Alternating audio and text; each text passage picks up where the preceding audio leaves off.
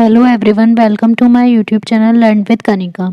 आज हम करेंगे हिंदी का प्रैक्टिस सेट 7, जिसमें हम इसके इम्पोर्टेंट 50 क्वेश्चंस करेंगे।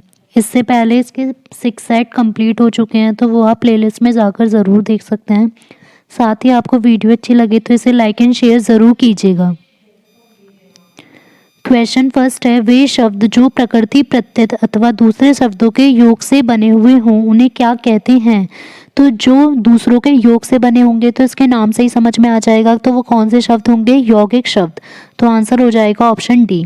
विपरीत अर्थ का बोध कराने वाले शब्दों को क्या कहा जाता है। तो विपरीत अर्थ का बोध कराने वालों को विलोम शब्द या विपरार्थक शब्द कहा जाता है। नेक्स्ट है, आगे कुआं पीछे खाई। आगे कुआं पीछे खाई का क्या अर्थ होगा कि दोनों ही ओर मुसीबत होना। Option C. निम्नलिखित में से किस वाक्य में संप्रदान कारक है। संप्रदान कारक कौन सा है। मेरा घर स्टेशन से बहुत दूर है, राम घर पर सो रहा है, राजा ने निर्धनों को कंबल दिए, निसार खेलता है। तो संप्रदान का जो हमारा कारक का चिन्ह होता है वो क्या होता है, कर्ता ने। कर्ता का तो नहीं आ जाएगा, कारक कर्ता ने कर्म को कर्ण से संप्रदान के लिए। लेकिन जब हमें यहाँ पर के लिए वर्ड भी नहीं आ रहा, जब इस टाइप से समझ में नहीं आएगा, तो संप्रदान कारक हमेशा याद रखना है, इसके नाम में ही छुपा है दान। जब भी कोई चीज़ हम किसी को दान में दे रहे हैं तो वहाँ हमेशा संप्रदान कारक होगा। तो यहाँ पर आंसर होगा ऑप्शन सी, राजा ने निर्धनों को कंबल दिए। सर्वाधिक प्राचीन संप्रदाय कौन सा है। तो सबसे ज़्यादा जो प्राचीन संप्रदाय है वो क्या है, रस। नेक्स्ट है, महात्मा का विलोम क्या है। महात्मा का विलोम आ जाएगा, महात्मा मतलब महान आत्मा, अच्छी आत्मा, और उसका विलोम हो जाएगा बुरी आत्मा, दुरात्मा। तो ऑप्शन ए। नेक्स्ट है, जिसके ऊपर किसी का उपकार हो। जिसके ऊपर किसी का उपकार हो उसको क्या कहा जाएगा, ये बताना है। कृतज्ञ, कृतकार्य, विनम्र या उपकृत। तो जिसके ऊपर किसी का उपकार हो, इसमें हमें कंफ्यूजन नहीं होनी कि कृतज्ञ आएगा या उपकृत आएगा। तो यहाँ पर पूछा जिसके ऊपर किसी का उपकार हो तो उपकृत आएगा। अगर ये होता किसी का उपकार मानने वाला, अगर जो मानता है उपकार तो उसको बोलते हैं हम कृतज्ञ, और जो उपकार नहीं मानता तो वो होगा कृतज्ञ। गुरुत्वाकर्षण में कौन सी संधि है। तो गुरुत्वाकर्षण में यहाँ पर कौन सी संधि आएगी, गुरुत्व प्लस आकर्षण। तो ये हो जाएगी दीर्घ स्वर संधि। तो आंसर होगा ऑप्शन बी। नीचे कुछ वाक्य दिए गए हैं, प्रत्येक वाक्य के 3 खंड हैं। जिस खंड में त्रुटि है उसका चयन कीजिए। यदि वाक्य में कोई त्रुटि नहीं है तो हमें ऑप्शन डी चूज करना है, जिसमें कोई त्रुटि नहीं है। सूर्य की प्रकाश सौंदर्य वृद्धि के लिए प्रकृति की अत्यंत प्रभावशाली देन है। तो यहाँ पर आएगा सूर्य का प्रकाश। तो ऑप्शन ए हो जाएगा हमारा रॉन्ग। नेक्स्ट है, हम सब भाई भाई की तरह इतनी छोटी सी बात पर झगड़ना नहीं चाहिए या फिर कोई त्रुटि नहीं। तो यहाँ पर आएगा हम सब भाई भाई की तरह। भाई भाई पर हमारा ये फर्स्ट और सेकंड लाइन में पढ़ने में अजीब लग रहा है, हम सब भाई भाई की तरह। तो यहाँ पर आएगा हम सबको भाई भाई की तरह इतनी छोटी बात पर नहीं झगड़ना चाहिए। तो यहाँ पर हो जाएगा हमारा ऑप्शन ए। नेक्स्ट है, नीचे एक प्रत्येक प्रश्न में एक वाक्य दिया गया है। प्रत्येक का भेद निश्चित करने के लिए 4 विकल्प दिए गए हैं। तो इनमें से बताना है कौन सा विकल्प सही है। फर्स्ट है कि शायद आज मैं दिल्ली जाऊंगा। तो शायद उसे मतलब कंफर्म नहीं है, तो यहाँ पर हो जाएगा संदेहवाचक वाक्य। आजकल क्या कर रहे हो। तो यहाँ पर क्वेश्चन पूछा गया है, तो ये हो जाएगा प्रश्नवाचक। कलाकार में जन्मजात क्या है। तो कलाकार में जन्मजात प्रतिभा अनिवार्य है। नेक्स्ट है, वीर का स्त्रीलिंग क्या है। वीर का स्त्रीलिंग हो जाएगा वीरांगना। तो आंसर होगा ऑप्शन सी। निम्न में से कौन सा शब्द विशेषण है, निपट, खर्चा, चुपचाप या फिर मात्र। तो यहाँ पर विशेषण हो जाएगा ऑप्शन ए, निपट। नेक्स्ट है, जिन शब्दों में प्रयोग के अनुसार कोई परिवर्तन नहीं होता है। तो 2 टाइप के शब्द होते हैं, एक तो विकारी और अविकारी। तो विकारी शब्द में कौन कौन से आते हैं, हमारी संज्ञा, सर्वनाम, क्रिया, विशेषण, जिनमें हमारा लिंग के अनुसार परिवर्तन होता है। अविकारी में आते हैं हमारे क्रिया विशेषण, समुच्चय बोधक, विस्मयादि बोधक, संबंध बोधक, जिनमें लिंग के अनुसार कोई परिवर्तन नहीं होता। तो यहाँ पर यही पूछा गया है, जिनमें कोई परिवर्तन नहीं होता उन्हें कहा जाता है अविकारी शब्द। Option C. त्र की ध्वनि क्या है। तो त्र की जो ध्वनि है इसमें क्या है, री आ रही है। तो यहाँ पर हो जाएगा तय प्लस री। तो आंसर होगा ऑप्शन ए। लाल चेहरा है नहीं फिर भी लाल इसके। तो यहाँ पर लाल शब्द 2 बार यूज हुआ है और दोनों में इसका अलग अलग मीनिंग है। तो हो जाएगा यमक अलंकार। दुर्गम का सही पर्यायवाची नहीं है, तो दुर्गम का सही पर्यायवाची अगम्य भी हो जाएगा, जो चीज़ कठिन हो, विकट भी और कठिन भी। लेकिन निर्मम मतलब सरल हो जाएगा। अगर दुर्गम का अपोजिट वर्ड पूछा जाता है विलोम शब्द तो निर्मम हो जाता है, लेकिन पर्यायवाची निर्मम नहीं होगा। निम्नलिखित अनुच्छेद में कतिपय शब्द निकालकर रिक्त स्थान कर दिया गया है, तो वहाँ एक संख्या लिख दी गई है अनुच्छेदों के नीचे, उस संख्या के आगे 4 विकल्प हैं, तो बताना है कि यहाँ पर कौन सा आएगा। फर्स्ट है कि आपको जिन बातों से भय लगता है उनसे बचते रहने का डैश हो सकता है, उनसे बचते रहने का परिणाम दुखद हो सकता है, तो पहले में तो ऑप्शन सी आ गया। नेक्स्ट है भयावह लगने वाली परिस्थितियों के सामने डैश खड़े हो जाने में ही बुद्धिमानी होती है, तो भयावह जो लगने वाली परिस्थितियां होती हैं उनके सामने डटकर खड़े हो जाने में ही बुद्धिमानी होती है, तो यहाँ पर होगा ऑप्शन बी। नेक्स्ट है निम्न पद्यांश में प्रयुक्त रस के लिए 4 विकल्प दिए गए हैं, इनमें से कौन सा सही है। देखी रूप लोचन ललचाने, हर से जनु निज निधि पहचाने, लोचन मग रामई उर आनी, दीनहि पलक कपाट सियानी। तो यहाँ पर अच्छा रूप दिखाया गया है, ये है श्रृंगार रस का, और यहाँ पर कोई बिछड़ना नहीं है, तो यहाँ हो जाएगा ऑप्शन सी संयोग श्रृंगार रस। नेक्स्ट है कहत नटत रीजत खीजत, मिलत खिलत लजियात, भरे भौन में करत है नैनऊ ही सब बात। यहाँ पर भी हमारा संयोग श्रृंगार रस ही होगा, तो आंसर दोनों में हमारा संयोग श्रृंगार रस हो जाएगा।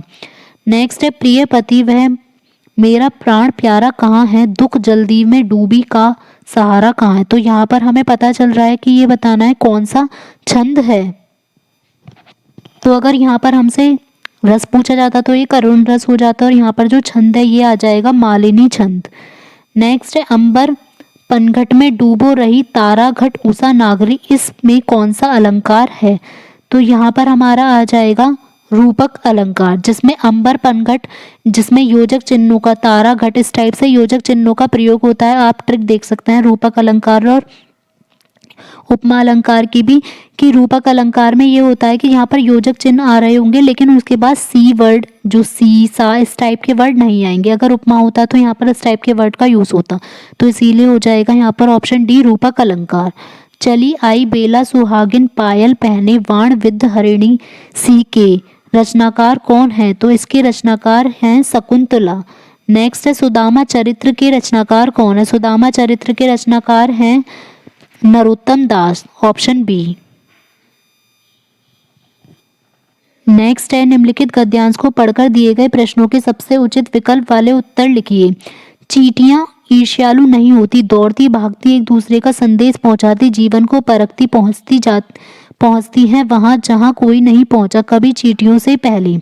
संकेतों में करती हैं वे शब्द संधान, रास्ता नहीं भूलती, कभी स्मृति में रखती हैं संजोकर, दोस्त और दुश्मन के चेहरे रखती हैं, कभी कभार वे मगर हर बार नए सिरे से टटोलती हैं, वे पूर्वजों द्वारा छोड़ी गई गंध फिर से एकजुट होते हुए।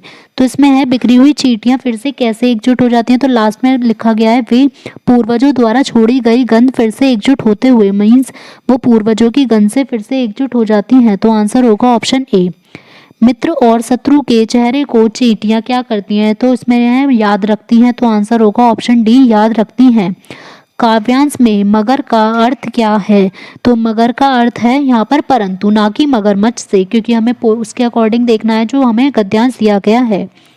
नेक्स्ट है तालव्य व्यंजन कौन से हैं, तो ये जो ताल उच्चारण स्थान है कंठ तालु इस टाइप की, ये आप सारे शॉर्ट ट्रिक में देख सकते हैं, जो आप आई बटन पर क्लिक करके देख सकते हैं कि उसमें सबकी ट्रिक बताई गई है। तो तालव्य का हमने याद किया था इच यश तालु, तो यहाँ पर इच यश तालु का मीनिंग हो जाएगा ई आना चाहिए, और हमारा चय वर्ग, तो यहाँ पर व्यंजन पूछे गए हैं तो हमारा हो जाएगा चय छय जय जय, चय वर्ग जो है वो हो जाएगा हमारा तालु में। निम्नलिखित में से कौन सा पुल्लिंग शब्द है। पुल्लिंग शब्द यहाँ पर नदी, पानी, इलायची या प्यास, तो यहाँ पर पुल्लिंग शब्द आ जाएगा पानी। मुख मयंक सम मंजू मनोहर में कौन सा अलंकार है, तो यहाँ पर हमारा कौन सा वर्ड यूज हो रहा है सम, तो यहाँ पर इसका मतलब तुलना की जा रही है, तो ये कौन सा हो जाएगा हमारा उपमा अलंकार। नेक्स्ट है द्रौपदी का पर्यायवाची क्या नहीं है। द्रौपदी का पर्यायवाची द्रुपद शताबी है, पांचाली भी और याज्ञसेनी भी, लेकिन जो रमणी है ये लक्ष्मी का पर्यायवाची होता है, ना कि द्रौपदी का। आगे कुआं पीछे खाई, इसका मीनिंग हो जाएगा हमारा दोनों ओर मुसीबत होना। नेक्स्ट है, नीचे लिखे गए वाक्यों में से कौन सा वाक्य शुद्ध है? इन 10 वर्षों में देश ने काफी प्रगति की, बिल्कुल ठीक है। इस 10 वर्ष में, तो ये गलत है, 10 के साथ वर्षों आएगा, यहाँ पर भी वर्ष है। इन 10 वर्षों में देश ने काफी प्रगति करना है, ये भी गलत है, यहाँ पर आंसर होगा इन 10 वर्षों में देश ने काफी प्रगति की, ऑप्शन ए। पुस्तक। नेक्स्ट है हमारा, पुस्तक कैसा वर्ड है? जब हम पुस्तक को यूज करते हैं सेंटेंस में कि यह मेरी पुस्तक है, तो हम हमेशा उसे यह नहीं कहते कि यह मेरा पुस्तक है, क्या कहते हैं? यह मेरी। इसका मतलब यह किस में यूज होगा? स्त्रीलिंग में। नेक्स्ट है प्राचीन। यहाँ पर बताना है कि यहाँ पर इस क्वेश्चन में ये पूरा क्वेश्चन नहीं दिया गया है, तो इसके अकॉर्डिंग हम देख लेंगे कि प्राचीन का यहाँ पर विलोम शब्द बताना है, जो कि हो जाएगा अर्वाचीन। नेक्स्ट है, नीचे कुछ शब्द दिए गए हैं, प्रत्येक की वर्तनी के अनुसार 4 विकल्प में बताना है कौन सा शुद्ध लिखा गया है। तो शिष्ट, शिष्ट हमारा ऑप्शन ए बिल्कुल ठीक है। नेक्स्ट है पुरस्कार, पुरस्कार अगर हम देखें तो ऑप्शन बी हमारा बिल्कुल करेक्ट होगा। नेक्स्ट है मोटापा में क्या प्रत्यय है? तो मोटापा में लास्ट का में देखना है, तो मोटा प्लस पा, तो यहाँ हो जाएगा ऑप्शन ए पा। योगारूढ़ शब्द का चयन कीजिए जिसमें योग प्लस ऋण हो, तो योगारूढ़ जो हमारा शब्द होगा इनमें से वो कौन सा होगा? योगारूढ़ शब्द हमारा होता है जैसे बहुव्रीहि समास होता है जिसका तीसरा मीनिंग निकलता है, तो यहाँ पर हो जाएगा गजानन, जिसका तीसरा मीनिंग हो जाएगा गणेश जी। नेक्स्ट है, रचना की दृष्टि से साधारण वाक्य कौन सा है? बेकारी लोगों से भीख मांगता रहा, यह भी साधारण है। श्याम पढ़ता रहा परंतु रमेश सोता रहा, तो यही हमारा साधारण नहीं आएगा, ये हमारा आ जाएगा मिश्र वाक्य। किसान अपने खेत में था और मजदूर काम कर रहे थे, ये हमारा संयुक्त वाक्य। नेहा अभिलाषा की बड़ी बहन है जो कक्षा 4 में पढ़ती है, तो ये भी मिश्रित वाक्य। तो यहाँ पर साधारण वाक्य हो जाएगा ऑप्शन ए कि बेकारी लोगों से भीख मांगता रहा। नेक्स्ट है, शुद्ध वर्तनी का चयन कीजिए, तो कवित्री हमें बताना है, तो कवित्री जो ऑप्शन सी है वो बिल्कुल ठीक है लिखा हुआ। चतुर का असमानार्थी शब्द कौन सा है? तो चतुर का हमारा असमानार्थी यहाँ पर हो जाएगा जो उसका अपोजिट हो, तो यहाँ हो जाएगा नागर। निम्नलिखित में से पुल्लिंग शब्द कौन सा है? पुल्लिंग शब्द यहाँ पर बताना है, नदी, इलायची, पानी या प्यास, तो यहाँ पर हो जाएगा पानी, ऑप्शन बी। नेक्स्ट है, वर्तनी की दृष्टि से कौन सा अशुद्ध है? तो वर्तनी की दृष्टि से यहाँ पर अशुद्ध हो जाएगा हमारा सदुपदेश, क्योंकि यहाँ पर हमारी ओ की मात्रा आएगी। नेक्स्ट है बंधुत्व, यहाँ पर बंधुत्व का ये पूछा गया है, यहाँ पर दिया नहीं है कि यहाँ पर पूछा है विलोम शब्द, तो बंधुत्व का विलोम शब्द आ जाएगा यहाँ पर शत्रुत्व। नेक्स्ट है, कार्य करने के बाद उसके बारे में जांच करना, अर्थ वाली कहावत का क्या अर्थ है? तो इसका हो जाएगा कार्य करने के बाद उसकी जांच करना मीन्स पानी पीकर जाति पूछना, ऑप्शन बी। नेक्स्ट है, पुत्र के लिए उपयुक्त शब्द कौन सा नहीं है? तो पुत्र के लिए तनय ठीक है, सुत ठीक है और आत्मनज भी ठीक है, लेकिन जो वल्लभ है वो पुत्र के लिए यूज नहीं होता है, तो आंसर होगा ऑप्शन ए। अगर आपको क्लास अच्छी लगी हो तो वीडियो को लाइक एंड शेयर ज़रूर करें, और साथ ही चैनल पर अगर नए हैं तो चैनल को सब्सक्राइब करना ना भूलें। साथ ही आप बेल आइकन प्रेस कर सकते हैं ताकि आपको वीडियो का नोटिफिकेशन अपलोड होते ही मिल जाए, और कमेंट बॉक्स में ज़रूर शेयर करें कि आपको क्लास कैसी लगी और आपका स्कोर कैसा रहा। Thank you.